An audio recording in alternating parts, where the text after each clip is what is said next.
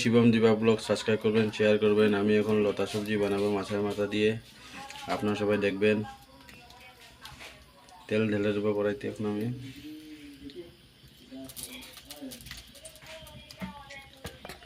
পেঁয়াজ আর রসুন আমি এখন ঢেলে দেবো।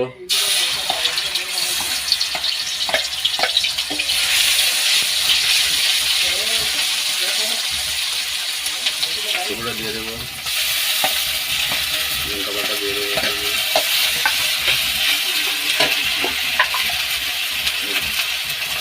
জিরা বাটা দিয়ে দেবো 2 চামচ,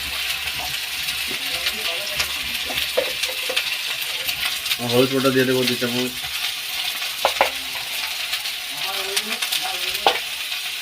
লবণটা আমি পরিমাণ মতো দিয়ে দিয়েছি। এখানে মশলা কষানো হয়ে গেছে, আমি লতা ঢেলে দেবো এখন।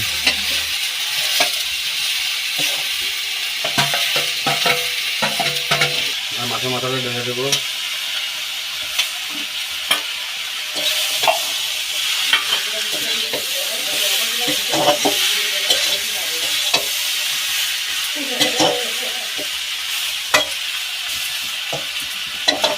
এখন ঢেকে দিয়ে দেবো।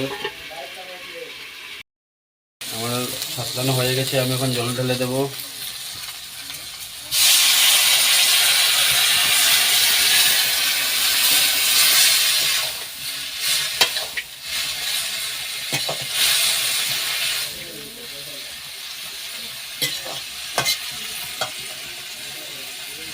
আপনারা পরিমাণ মতো জল দিয়ে দেবেন।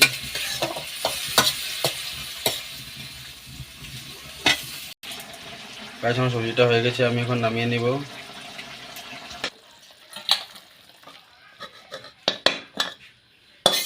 আপনারা সবাই এরকম বানিয়ে খেয়ে দেখবেন কীরকম হয়।